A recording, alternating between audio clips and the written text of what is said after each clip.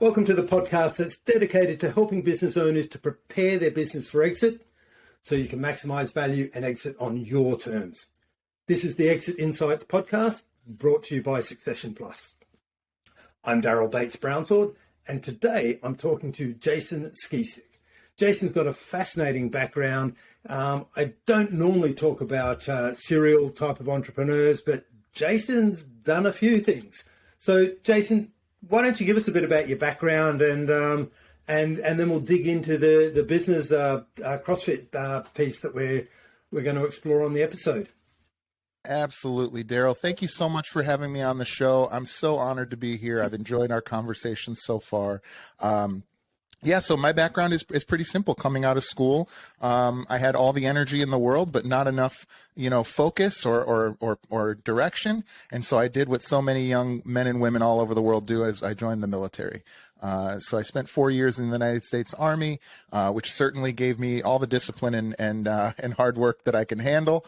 And when I got out, I did two things. I went to school for finance and became a commercial banker. And at the same time, I started a CrossFit gym on a fourth floor of a dusty old warehouse in Chicago. And then that's sort of where the story starts. So, we built that gym, spent some time in the corporate world, ended up going 100% entrepreneur, and have since built that business among others, and have made a few exits as well along the way. So it's almost like you were sitting on the fence and couldn't decide which direction you were going to take after the military.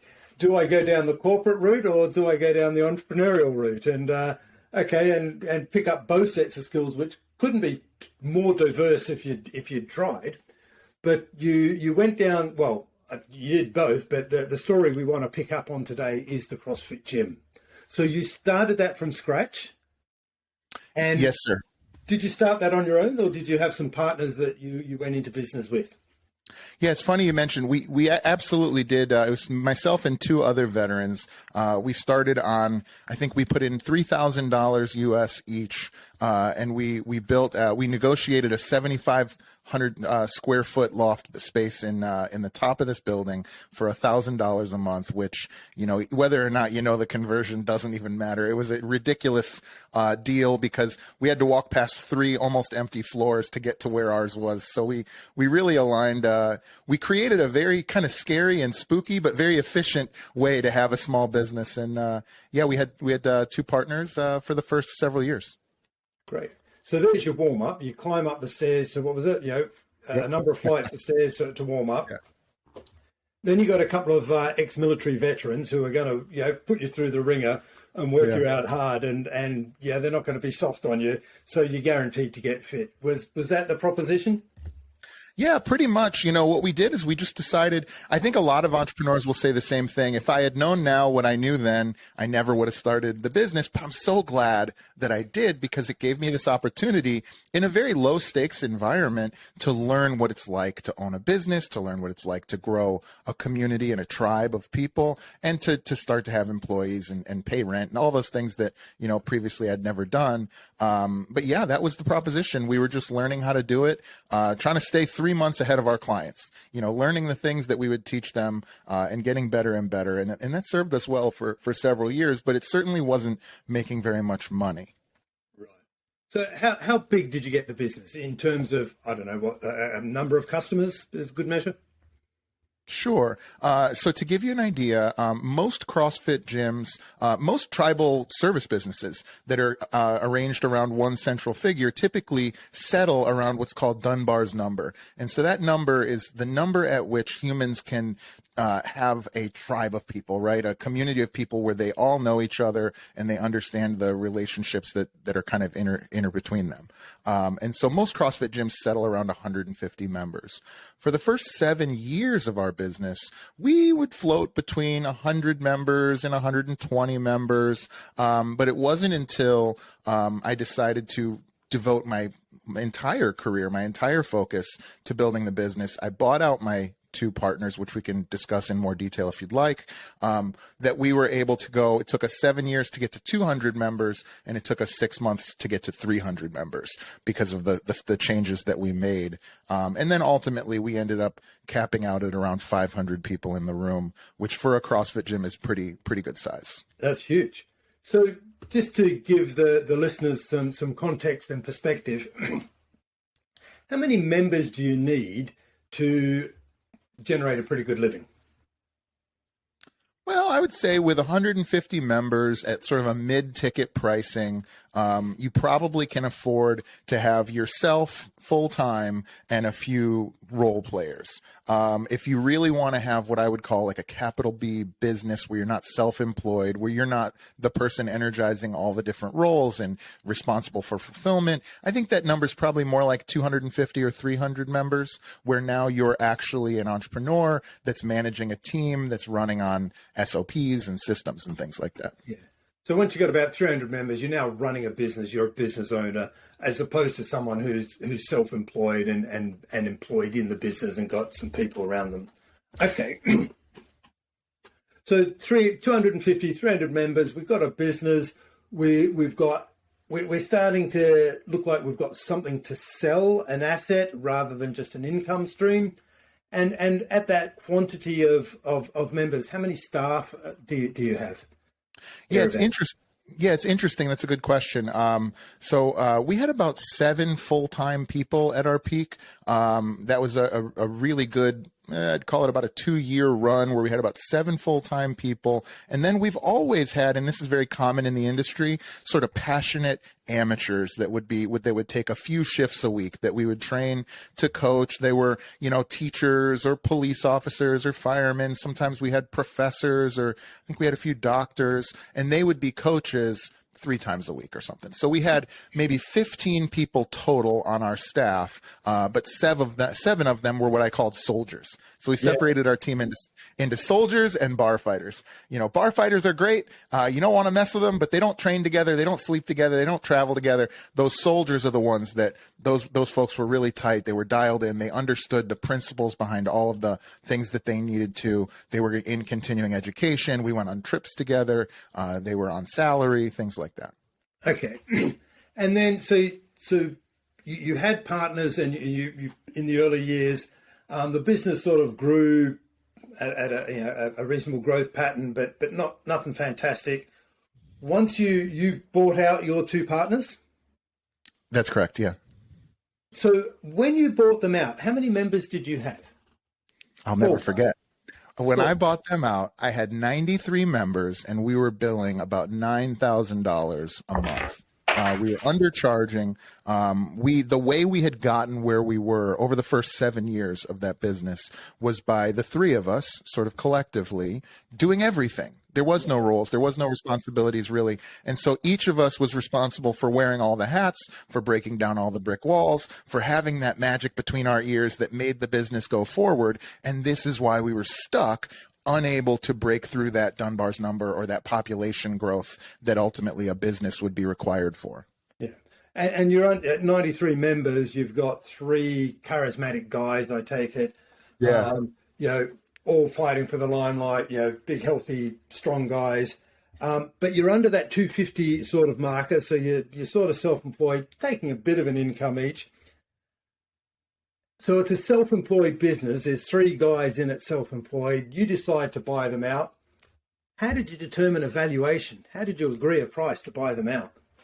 Yeah, it's a good question. So they came to me with a serious conversation. They had talked and they were like, look, we're young men. We've both got our wonderful, beautiful, intelligent women. We'd like to move on with our careers and do something else. And so the alternative was to shut it down. It was not what I would call a business yet. And it was starting to impact folks' lives. Right. And so when they brought that to me, I slept on it. That night, I thought, could I imagine waking up the next day without that tribe there, without the group of people that were walking around that I cared about, that were our constituents? There were babies at this point that were being born that their parents had met in our community. And I just couldn't imagine that. Yeah, I just couldn't imagine that as being a reality. And so, Daryl, I went to them and I basically gave them an offer. And the way that I would say it is I offered to let the business buy them out over a period of time with the stipulation that if whatever reason we went under, that I wouldn't personally be owing them money. So I bought them out on an earn out, a series of payments over the course of 5 years. And I came up with a price basically of this is what the debt service the business can handle. So it was, a payment of X dollars per month for the next period of 5 years. And to them, the alternative was shutting it down. And of course, as is the case with all of my former partners, we've always been who we said we were. We're still friends today. And so as business sales go, it was a very friendly business sale. So it's almost a backroom bar, mates rates deal. Here's what I commit. But if the business doesn't continue for that 5 years, then we're all off the hook. Yeah. So fair, with integrity, but you might say appropriate for a business of that size and scale. Yeah, I mean, at this point, it was chattel. At this point, it was just, we probably had a book value of $20,000, maybe a little bit more. But what I will say is I bought them down to 10%. They each retained 10.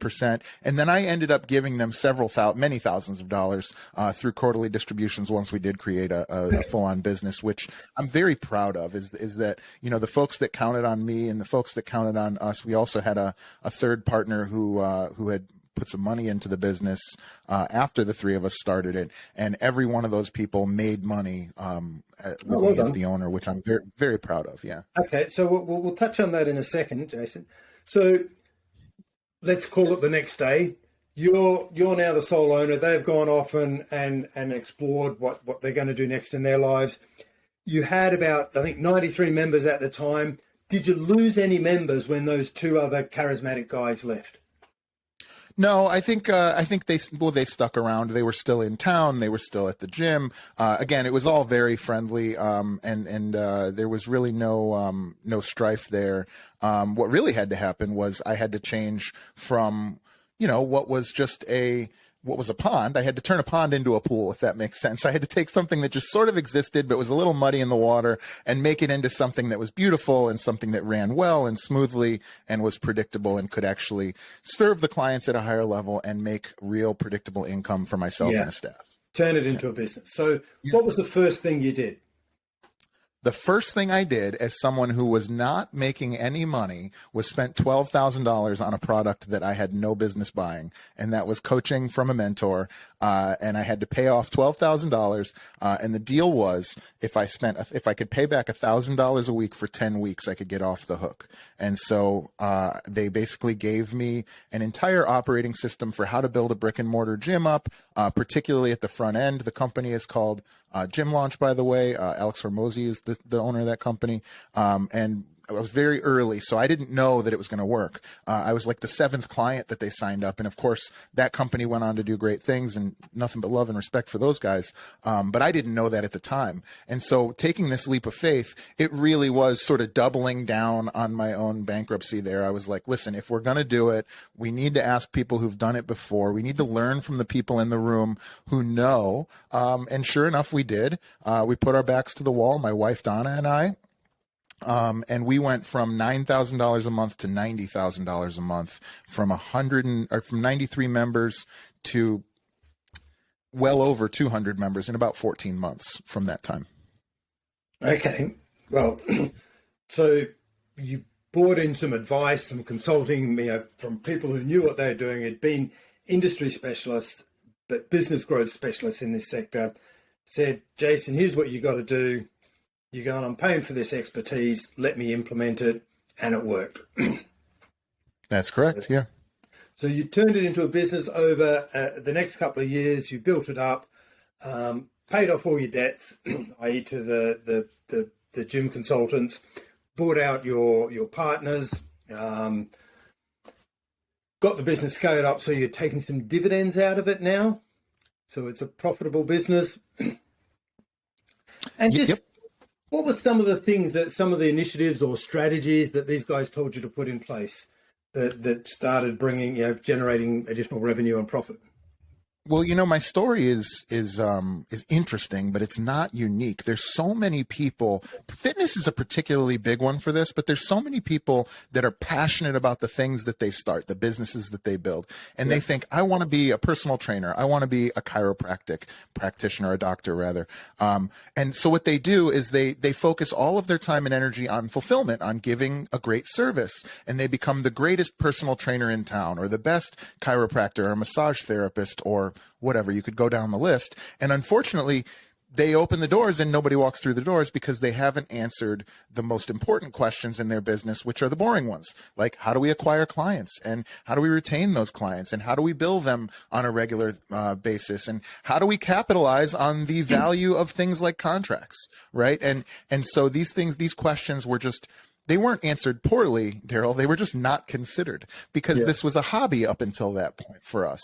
And so we were fine with just being able to make rent. But as soon as I quit my job and focused myself completely, well, I had been a financial analyst, so these things were very easy for me to understand when someone was challenging me to put them in place in the business. And so we started to run a front end offer that generated enough cash flow to liquidate our cost to acquire a client. We very quickly developed systems of converting those front-end trial members into long-term members of the tribe. And then we were bolting things on like supplements and apparel and events and challenges and all of these other things, not just increasing the value per client, which we did by many factors, but increasing the outcome. So for the first 7 years of the business, if you were like me and you came in, you had a great time. But if you weren't and you hadn't grown up in sport and you hadn't been in the gym recently, you did okay. Now we were actually taking regular people and making them into what I would call athletes because there was so much more opportunity. We could afford nicer equipment. We were able to invest in education. We were able to offer services that we previously could only dream of. And so because of that, the tide just raised all of the ships with regards to our community as well as the business. Okay, so what I'm hearing is all the business fundamentals are focusing on what it is about your business. Why should people become members of your CrossFit gym? Getting the marketing out to spread the word to all those people and where they congregate and meet so that they hear the message. Getting them in so that they get an experience and converting them into clients. And once they're clients, upsell, cross-sell, build on their loyalty so that they stay, and you start to think about the lifetime value of the client. And then it's so much easier to keep a client than to find a new client, and all of those business principles. What you haven't said, but I'm assuming based on the conversation you're having, is that you also did a whole lot of measuring and reporting and monitoring of all that information, so you knew what was working and what wasn't working, so that you basically had a system in action. And you've talked about SOPs for the listeners that aren't aware. That's standard operating procedures, so that the business systems and processes were documented, and everyone who was exposed to them knew what was expected of them, knew what had to happen. So it was consistent, repeatable, reliable. Absolutely. And I also so I did the three things that I would say that were most accretive to my success was, number one, I hired a consultant who helped me to understand and implement a very specific front-end acquisition system. Number two was I implemented that book over your shoulder traction, right? I took the entrepreneur's operating system. I created core values and a mission. I understood my goals. I understood those things that were going to move this business forward, and built the intellectual assets of those SOPs and systems, right? And number three, you're absolutely right, was we had the most comprehensive key performance indicator tracking that I've seen in any fitness business.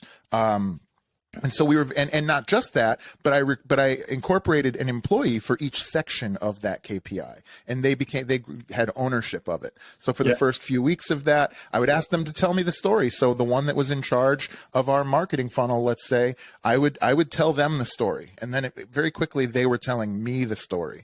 And so very quickly I had a team full of soldiers who understood what levers they could pull within the business to get a desired result. And the buy-in we got from that was astounding, because now I wasn't just dictating from some tower. I was asking them, hey, we got 12 new clients last week. That's great. Why? And they would have to give me an answer. And if they gave me an answer that was fluff, then I would let them know politely that that was fluff, or sometimes less politely. And then we would find it together. But very quickly, I had an analytical team of people who formerly were just interested in fitness. And this was a really formative moment for me as a professional, because I realized that as long as people's passions, what they wanted, the outcome they wanted, which in this case was to help people get fitter and live happier and healthier lives, as long as I could build the bridge of narrative between the outcome that they were passionate about and the numbers or the tactics or the KPIs or the SOPs, I could get buy-in within the team. And that really was the rocket fuel that took us to where we went. And what I'm hearing, Jason, is that people knew what was expected of them. It became clear. So they were no longer just showing up and doing what they did, and and whatever Jason's changing his mind. They knew it was expected of them. They did it. They performed it. The measurements were there, and then they were all involved in analysing it and going, how do we do better? So that's brilliant. That's great news to hear. And you followed the traction, and there's a couple other books that are similar, but it's a great proven process in how to scale and grow a business sustainably. So the business is now getting to the stage where it's no longer dependent on you showing up and your energy, your passion, your drive, you're calling the shots on everything. The business is now run by the systems and these people doing it themselves. You've got 500 members showing up. You're on-selling, cross-selling. You've got it a whole lot more profitable. This is the time that you've decided. What led to you thinking it's time for me to leave this business? Yeah, I would say about a year prior to me selling, maybe longer than that, about 18 months prior to me selling, I was asked to help coach in the organization that had helped me in Gym Launch. And so I became a part-time coach. This was basically just a side project. But as soon as I started talking to other entrepreneurs, in very much the way that we're talking right now, man, I was hooked. I've never gotten off of a phone call with an entrepreneur and not had more energy than when I got on. I love it. And so what I found was the business didn't need my time and focus as much. A few hours a week would be fine. And then of course I was there for my own personal health, right? So I was coaching other entrepreneurs. Alex, the guy who owns that company, didn't want to have part-time coaches anymore, and I'm nobody's employee. So ultimately, myself and a partner started a small business of coaching other brick and mortar gym owners to go through similar success that we were having. And so because of that, I was doing these two things at the same time, which probably could have continued for some time. But I'm not sure if you heard, but in 2020, the world shut down. And the fitness business... And it turns out that interrupted the fitness business about as badly as you could be interrupted, and especially in Chicago, where I'm from. And so, there was a 1 year period over 2020, let's just say, where we went from shut down for many months to desperately having to ramp up our efforts in the coaching business to try and help others to thrive and survive through this. And my wife and I decided to move from our city home in Chicago to the Indiana Dunes National Park, which is about an hour away, which is where I'm talking to you from now. And so because of that, all of the stars had aligned to where I just knew that I wasn't going to be able to, I didn't want to be, the charismatic central figure of this tribe from an hour away, especially when I knew that I was going to be dedicating my time and attention primarily to coaching other entrepreneurs. I had ascended my focus. And so because of that, it was what you're supposed to do, what the goal is. The guy who I had been training, Andrew Westcott, who's doing a fantastic job, he was my GM. He was the one who was learning all the analytics. He was the one who was learning all of the things that we had put into place. I worked out a negotiated deal with Andrew to buy out the majority of my ownership in the gym. I still own a small percent and still act as a consultant to Andrew, of course, and still go to events and love those folks. But when we moved, that was what really facilitated the move. Okay. So at this point in time, you built the business up to the point where it's a viable business now. It's a business as opposed to a personal income, personal self-employed model. Yep. How did you value the business this time round? Well, believe it or not, I actually brought in the help of a couple of valuation experts, a couple of business brokers that I consulted with. This was certainly something that I was comfortable doing as a financial analyst, but I wasn't comfortable doing ethically as somebody trying to sell my own business. So I was pleased with the numbers that they came back with. And then again, because of 2020, there was this huge variable. And so to take the business to an open market was just not a viable option. It was not, there was just no way that people would be willing to, at least it seemed like it wasn't going to happen for me. So we didn't really look at that as an option. And frankly, I would rather it go to somebody who really believed in the community, who knew the people. This was the ideal outcome for a CrossFit gym, is to sell it to somebody from within. And so similarly, we worked out an agreement where there was a payment plan as well as a down payment that was more than satisfactory to me. And because of the favorability of the terms, I was able to get the number that I was more happy with. And so that was a very smooth transition for us. Thank you. So well done. Congratulations on that. Thanks. And because they were scary times during lockdown. And, we can look back now and talk about all the rights and wrongs, but we're in the thick of it. It was uncertainty. So you've been through you sort of bought out your partners, you grew the business, and you've then sold it on, the bulk of it. So having been through that journey sort of twice, what do you know now? What have you learned now, having been on the back end of it and also helping others, that you wish you knew before? This is a crux of, I'm trying to draw out your key learnings, that you can share with other business owners and may or may not be in the same industry, but the process you've shared is pretty much the same. Yeah, and I would say that my advice will definitely go across industries. I think number one is, and by the way, I say this as somebody who's still friends with all of my former partners. And there are other exits we haven't talked about, and I'm still friends with them too. And so what I would say is, number one, have an ironclad operating agreement, one that has very clear terms of what is to be done with equity when you want a separation, whether that's one partner wants to buy or sell, whether that's both want to buy or sell, whether that's somebody wants to sell to a third party without permit. These things need to be covered when you form the business, because that is going to absolutely be the easiest and most viscous time for that to happen, right? And I think so. Yeah, so few people want to discuss the prenup on the first date, right? But this is what you should be doing, and certainly the lesson that I've learned if I were to take on additional partners in the future, which I don't plan on, but I could. I do enjoy collaborative work. I would absolutely have an ironclad. I love things like Texas shootouts, which I'm just going to just run down really quick. There's a bunch of different types of clauses that you can put into operating agreements, but I love ones like Texas shootouts, where that is basically where you one partner makes an offer to the other, and then that partner has the ability to either accept the offer or they can buy their partner out at that price. And the nice thing about that is it creates sort of a natural fairness in the way that people come up with their offers. And there's other versions of that with different variants on that clause. The second thing that I took away from it was, if you're going to sell it, in most cases, you should sell all of it. And that's not what I did. And I do regret that. I retained some percentage of the company, 25%. And because of that, it's enough where I have an opinion and feelings about the way that things are done, but really not enough to where there's any real ability to make changes for the type of business I'm talking about. Certainly, if you own 25% of Apple, you're in good company.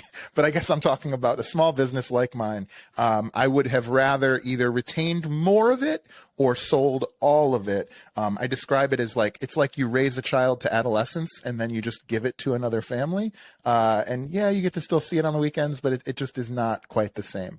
And the third thing I would relate to your audience and yourself is, as a service business, this is a little bit more technical, but as a service business that has contracted clients, capitalize those contracts, especially if you can, especially if you're, obviously if your tax law allows for it. My business went up in value by like 7 times over the course of one conversation.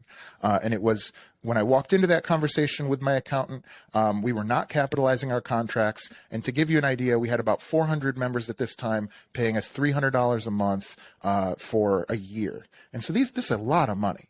And we had been collecting over 95% of our membership dues. And so we had this track record of collection. We had this, what is it, a deferred asset of these contracts that were going to be paid out over the course of a year. And just by having that conversation and sort of vetting that out and providing them with all of the documentation, our value literally went up by 7 times, because previous to that, a service business like a gym, your value is the rubber on the floor. It's the, some marginal amount for, the client list, also little tiny things. And so our book value was just nothing compared to the commerce we were doing. And so we had actually been rejected by a commercial bank early on in this process. And I remember at the time, having been a commercial analyst, being like, this is ridiculous. We absolutely are a healthy and growing and quickly growing company with a ton of momentum and also stability because of these contracts. And so it wasn't until that we capitalized those contracts that our business had real value that I could take to market or take to an analyst or an underwriter at a bank. Okay. So just for the listeners out there, number one is get a shareholder agreement in place and get it right at the beginning while the energy is good and when you don't need it. But it's just going to go, how are we going to separate ways if we decide to do that at some point in time? And if I do get out, if I'm going to exit the business, you said, one of the things you wish you had done is I should have exited everything. I shouldn't have kept anything at all, because it sort of kept me emotionally bonded, but I didn't have the influence that I once had. And that kind of hurt. And the third one is, the way I've interpreted it, I know you said capitalize your contracts, but what I heard is have a look at all of the intangible assets in your business and present them and communicate and explain them, so to demonstrate and explain and the value to the potential acquirer, to really bring forward value and present the value in ways that they can understand and help value your business. So that's brilliant advice, Jason. I really appreciate those insights, and that's really helpful.